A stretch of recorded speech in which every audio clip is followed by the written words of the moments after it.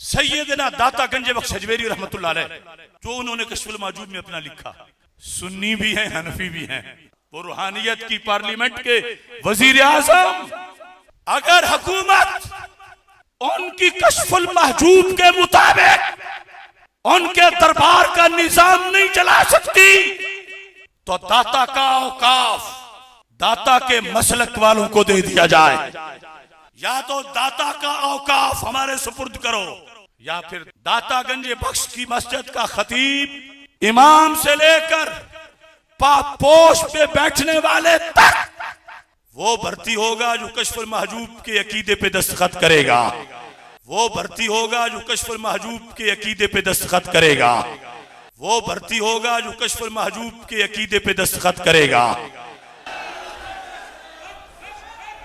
یہ ہیں عقائد داتا گنج بخش۔ تنظیم المدارس کے نصاب میں عقائد نسبی کے ساتھ عقائد گنج بخش کو شامل کیا جائے، اور حکومت، ادارے، اوقاف، یہ لکھا ہے میں نے، لکھا ہے کشف المحجوب سے، لکھا ہے 100% ذمہ داری سے، کوئی ایک حرف بھی غلط ہوا ذمہ دار ہوں، یہ لکھا ہے میں نے، لکھا ہے کشف المحجوب سے، لکھا ہے 100% ذمہ داری سے، کوئی ایک حرف بھی غلط ہوا ذمہ دار ہوں۔ لیکن اب داتا کے کسی عہدے پر وہ بیٹھے گا جو یہ پیپر پاس کرے گا۔ کشف المحجوب جو بابا جی ہمارے لہرایا کرتے تھے، کہتے ہیں جی وہ خواجہ نظام الدین اولیاء کہتے ہیں جس کا کوئی پیر نہیں ہے نا، وہ یہ کتاب پڑھ لے، اسے اپنا مرشد مل جائے گا۔ اس کتاب کے اندر وہ گستاخیاں لکھی ہوئی ہیں کہ جو دیوبندیوں کے بزرگوں کی گستاخیوں کو بھی شرمندہ کر دیں۔ خاص حالت میں تھے تو انہوں نے تو پہلے کلمہ صحیح والا سنا ہے، اور پھر اسی حالت میں انہوں نے مرید کر لیا، ٹن حالت میں۔ یہ کہہ رہے ہیں خاص حالت میں تھے، ٹن حالت میں ہو جاتا ہے ان سے مرید بھی، جبکہ چاچی فارغ ہوئی ہے۔ ہاں، چاچی کا نکاح ٹوٹ گیا ہے کیونکہ کلمہ پڑھا ہے نا۔ آپ کو تو کہتے ہیں نا، کوئی لکھ کے جرمنی چلا جائے نا پولیٹیکل اسائلم کے لیے قادیانی، اور اندر سے ایمان بھی ہو تب بھی قادیانی ہو جاتا ہے، تو تواڈے بابے نہیں ہوندے۔ ختم نبوت کا کام صرف اس پلیٹ فارم سے ہو سکتا ہے جس کے کسی بابے نے کوئی کام نہیں ڈالا ہوا۔ آپ لوگ تو پوری زندگی بابوں سے منہ چھپاتے رہیں گے۔ آپ لوگوں کا حال یہ ہے کہ لوگ اپنی اولاد کے کرتوت کی وجہ سے منہ چھپاتے ہیں نا، آپ لوگ وہ روحانی اولادیں ہو کہ جو اپنے بابوں کے کرتوتوں کی وجہ سے منہ چھپاتے پھرتے ہو۔ کوئی جگہ نہیں ان کو مل رہی بھاگنے کی۔ کل تک تو تم لوگ ہمیں کہتے تھے کہ با خدا دیوانہ باش، با محمد ہوشیار، دیوانگی اور شتیہات اور بونگیاں اور مجذوبیت اور کلندریاں یہ صرف اللہ کے لیے ہوتی ہیں، اور بڑے فخر سے کہتے تھے جی منصور الحاج نے انا الحق کہا تھا، انا محمد کہتا نا وہ، ہم اسے کافر کہتے کیونکہ رسول اللہ کے لیے دیوانگی نہیں ہے۔ تو سرکار یہ سب کچھ تو رسول اللہ کی شان میں گستاخیاں آپ کے بابوں نے کی ہوئی ہیں، یا چلیں ایک ٹن حسن زن رکھ لیتے ہیں، کتابوں میں ہوئی ہوئی ہیں، پھر کتابیں چھاپنے والے، ہاں ان کے ترجمے کرنے والے، ان کے اوپر شرعی حکم چاہیے، اور جس نے غلطی ہائی لائٹ کی اس کے لیے ایوارڈ چاہیے، بلکہ مہمان خصوصی سے بنائے اگلی ختم نبوت کانفرنس میں، ہاں کہ یہ ہے ختم نبوت کا اصل مجاہد، جس نے یہ پرواہ نہیں کی ہے کہ غلام احمد قادیانی دجال کام ڈال رہا ہے یا چشتی رسول اللہ والا کام ڈال رہا ہے یا اشرف علی رسول اللہ والا کام ڈال رہا ہے۔ اس نے تو آ کے امت کو صحیح بات بتائی ہے، اور امت کو یہ نعرہ دیا ہے کہ نبی کے جیسا ہے ہی کوئی نہیں، بابے تے شے ہی کوئی نہیں۔ یہ 5 حوالے میں نے دیے جی، ٹائم قیامت تک جے تو اڈی آنے والی نسلیں کوئی جم پوے نا یہ جواب دے، بول وہی جو حق ہے، ٹائم قیامت تک ہے۔ کشف المحجوب جو بابا جی ہمارے لہرایا کرتے تھے، کہتے ہیں جی وہ خواجہ نظام الدین اولیاء کہتے ہیں جس کا کوئی پیر نہیں ہے نا، وہ یہ کتاب پڑھ لے، اسے اپنا مرشد مل جائے گا۔ اس کتاب کے اندر وہ گستاخیاں لکھی ہوئی ہیں کہ جو دیوبندیوں کے بزرگوں کی گستاخیوں کو بھی شرمندہ کر دیں۔ صحف اور شکر کا چیپٹر کھولیں جس میں جنید بغدادی کا صحف اور بایزید بستامی یعنی یزید ابا جی، ہاں جی، مرید امام جعفر دا نا ابا یزید، واہ واہ واہ، اسی آج نہ رکھنے سے تیار نہیں ہیں. ٹھیک ہے جی, ہم تو معاویہ نام رکھنے کے لیے تیار نہیں ہیں, تم لوگوں نے کنیت رکھی ہوئی ہے ابو یزید, ناسبیوں والے کام. تو وہ یزید ابا جی ان کا سکر ثابت کرتے ہوئے اور صاحب ثابت کرتے ہوئے جنید بغدادی کا ٹیمپرڈ فارم میں جو تورات ہے اس کے واقعے کو انہوں نے کوٹ کیا. وہ پوری تفصیل تورات میں آتی, نعوذ باللہ, کہ حضرت داؤد علیہ السلام ایک دفعہ چھت پہ چڑھے, انہوں نے اپنے صحابی کی بیوی کو نہاتے ہوئے دیکھ لیا, انہیں پسند آئی. اس صحابی کا نام تھا اوریا, یہ اوریا مقبول جان وہی والا نام ہے اوریا, اور انہوں نے اسے جنگ میں قتل کروا کے اس کی عورت کے ساتھ شادی کر لی, نعوذ باللہ. اور اس سے انہوں نے کنکلوڈ کیا کہ حضرت داؤد نے یہ جان بوجھ کے کیا تھا, وہ پوری ہوش میں تھے. صاحب, ایک سین والا صاحب ہے وہ بھول ہوتا ہے جو سجدہ صاحب, ایک سواد والا صاحب ہوتا ہے پوری انٹینشن سے. وہ کہتے ہیں اس لیے داؤد علیہ السلام نے معافیاں بعد میں مانگی نا, وہ ہوش میں تھے, انہوں نے یہ غلط کام کیا. تو حضرت جنید بغدادی کا جو صاحب کا اسکول آف تھاٹ ہے وہ اس کو فالو کرتا ہے. چنگی شے فالو کر دو, قرآن دی اس نو فالو کرو, کوئی اہل بیت نو پڑھو, کیڑے پاسے لگے ہوئے ہو تسی.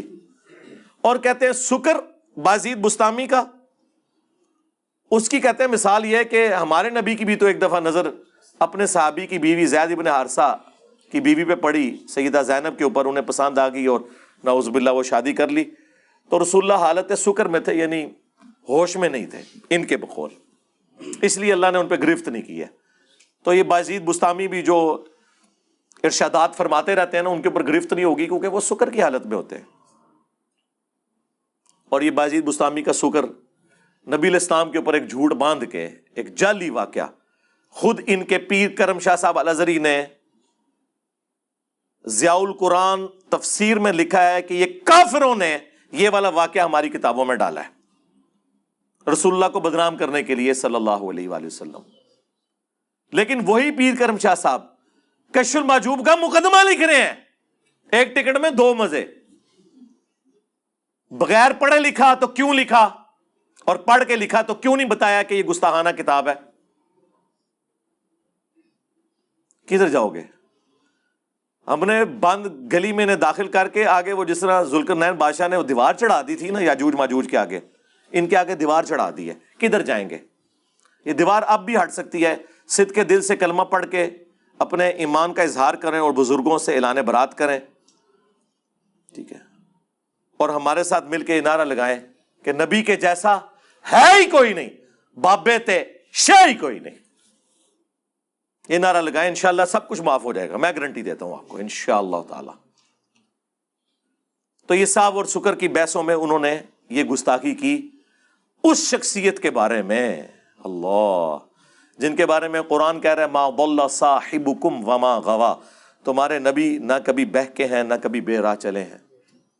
جن کے بارے میں بخاری مسلم میں حدیث کہ نبی صلی اللہ علیہ وآلہ وسلم میں کنواری لڑکیوں سے زیادہ شرم و حیا تھی. ان کے بارے میں یہ بات کر رہے ہیں. دو حوالے ہو گئے. تیسرا حوالہ بھی کشف المحجوب سے, جو یہ الزام کل تک باقیوں کے اوپر لگاتے تھے حیات النبی صلی اللہ علیہ وآلہ وسلم کے حوالے سے, اس عقیدے کے اوپر ڈاکہ بھی کشف المحجوب میں موجود ہے. امام ابو حنیفہ رحمۃ اللہ علیہ کی طرف ایک خواب منسوب کیا گیا.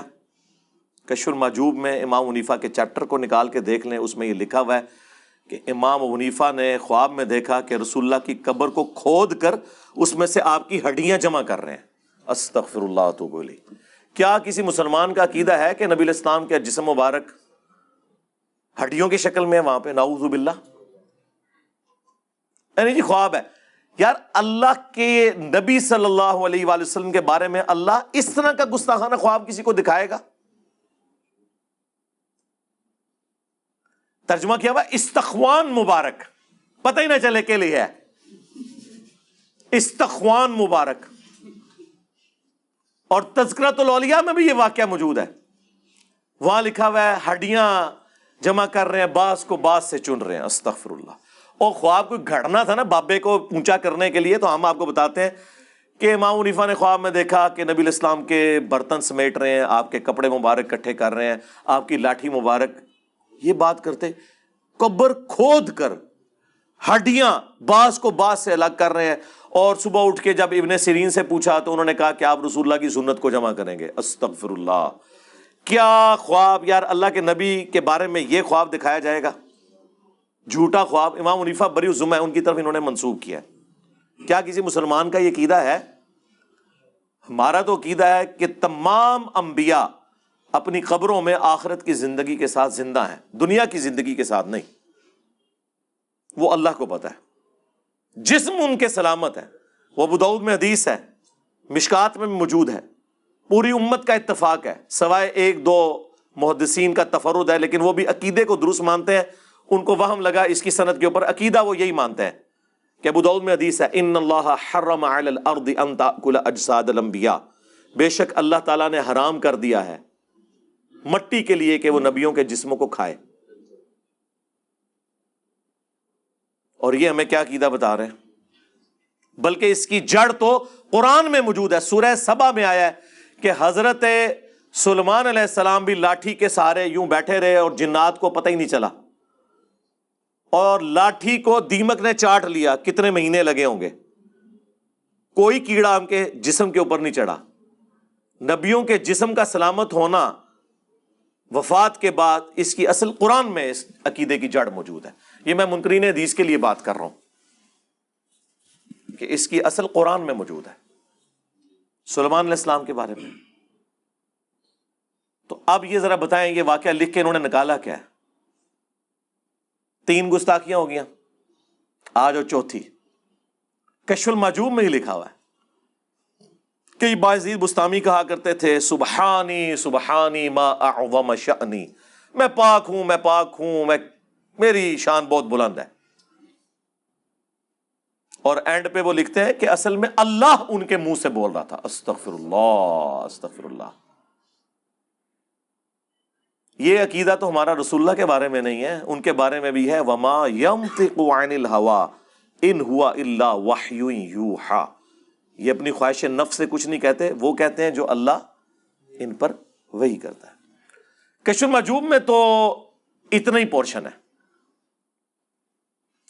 لیکن پوری تفصیل آئی ہے پھر جناب تذکرۃ الاولیاء میں.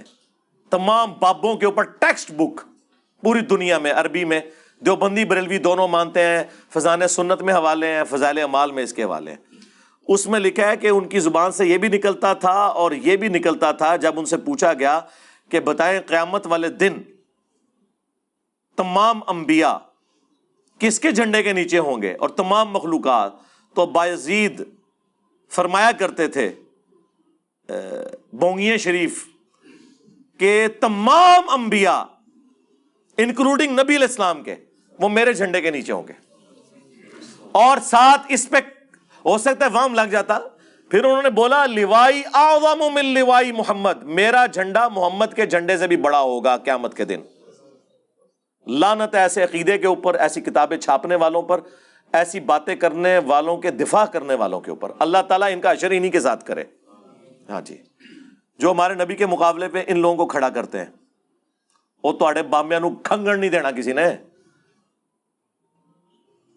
اور وہ بھی تذکرۃ الاولیاء کا جو مصنف ہے نا فرید الدین اتار، جسے تاتاریوں نے مار دیا تھا، جو نگاہیں مار کے سب کچھ کرتے تھے، تاتاریوں نے وڈ کے رکھ چڑھا ہے. بڑے بڑے بزرگاں دی مٹی پلیتی تھی جی تاتاریوں نے، بڑے بزرگاں دی.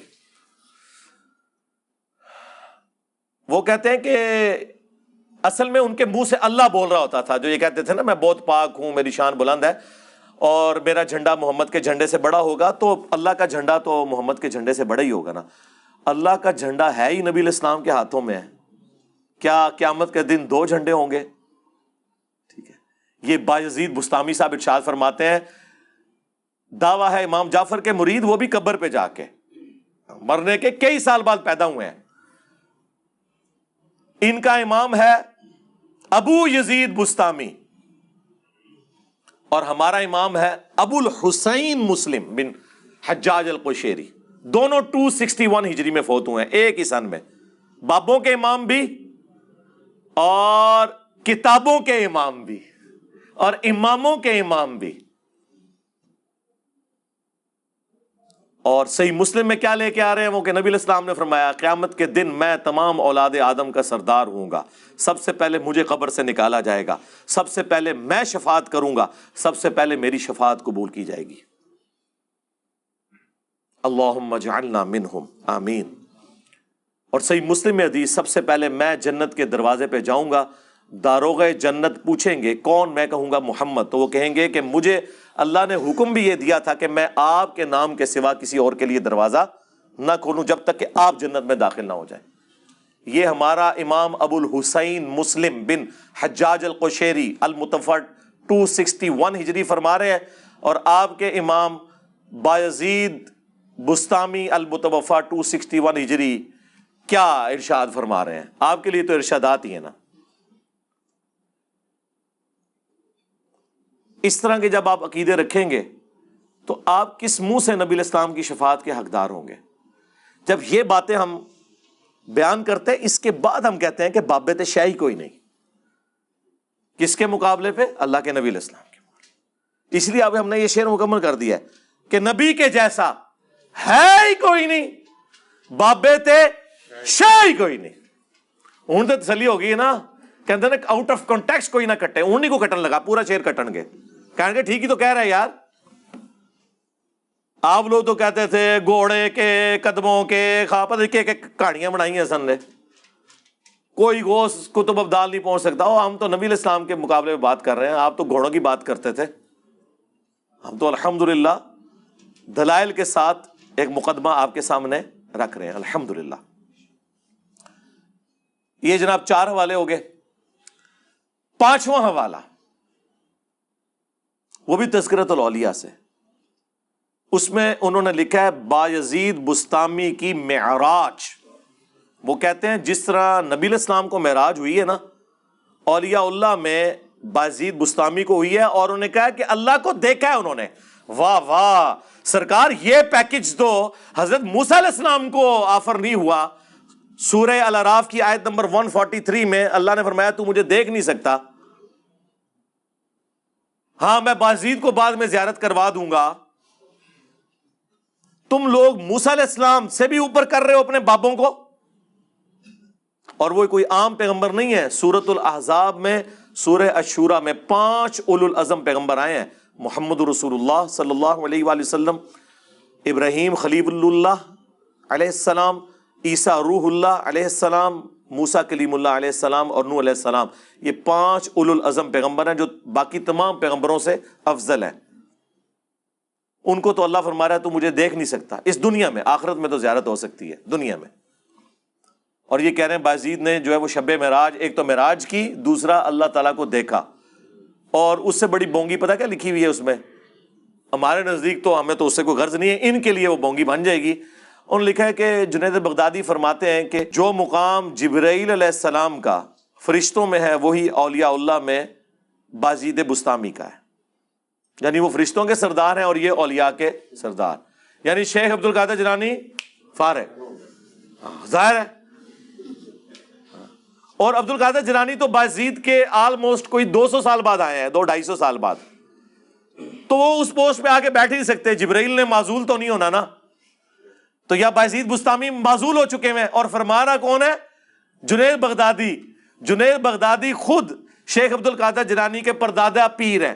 شیخ عبد القادر جیلانی کا جو سلسلہ ہے نا بیت کا، وہ جنیدی سلسلہ ہے، وہ تو خود جنید بغدادی کے مریدوں کے مرید ہیں، اور وہ کہہ رہے ہیں کہ ہمارا سردار وہ ہے، تو پھر شیخ عبد القادر جیلانی تے شاہی کوئی نہیں۔ ہن فیصلہ کرو کہ کدے نہ پورا کرنا ہے۔ ہم تو یہ مانتے ہیں کہ اولیاء اللہ کے سردار ہیں ابو بکر، عمر، عثمان اور علی رضی اللہ عنہم اجمعین وعلیہم السلام اجمعین۔ ٹھیک ہے، آپ آپس میں جو فیصلہ کرنا ہے وہ کرتے رہیں، ہمارا کوئی لینا دینا نہیں۔ یہ 5 حوالے میں نے دیے ہیں جی، ٹائم قیامت تک جے تہاڈی آنے والی نسلیں کوئی جم پوے نا یہ جواب دے، بول وہی جو حق ہے، ٹائم قیامت تک ہے۔ اینڈ پہ میں اسے کنکلوڈ کرتا ہوں جو ان کے پاس بونگیوں کے دفاع کے لیے وہ کہتے ہیں جی وہ دیکھیں بزرگوں کی شتیہات ہیں، وہ جی ایک حدیث ہے نا جی مسلم شریف میں، جی کون سی حدیث؟ اب وہ مسلم شریف کی حدیث کا اس سے کوئی لینا دینا ہی نہیں ہے، وہ مشکات میں بھی موجود ہے. نبی صلی اللہ علیہ وآلہ وسلم نے ایک گنہگار شخص کی توبہ کا حال بیان کیا ایک مثال سے کہ ایک شخص سفر پر نکلا، ریگستان کے سفر پر، اس کا سارا ساز و سامان اونٹ پر لدا ہوا تھا.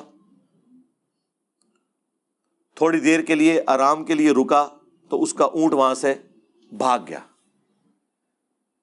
اٹھا تو پریشان ہوا، ریگستان کے سفر میں اونٹ غائب تو آپ کی زندگی گئی، کیونکہ کئی میل تک پانی نہیں ملے گا.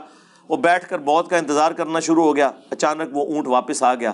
وہ اتنا خوش ہوا کہ اس نے کہنا تو یہ تھا کہ اے اللہ میں تیرا بندہ، تو میرا رب.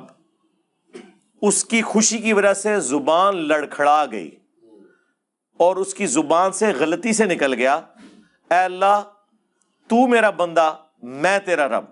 اور آگے الفاظ ہیں جو یہ نہیں پڑھتے، من شدت الفرح، خوشی کی شدت کی وجہ سے زبان لڑکھڑا گئی.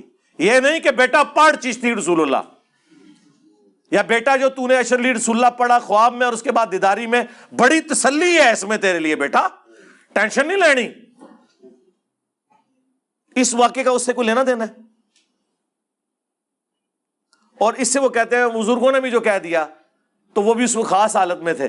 خاص حالت میں تھے تو انہوں نے تو پہلے کلمہ صحیح والا سنا ہے اور پھر اسی حالت میں انہوں نے مرید کر لیا ٹن حالت میں. یہ کہہ رہے ہیں خاص حالت میں تھے، ٹن حالت میں ہو جاتا ہے ان سے مرید بھی.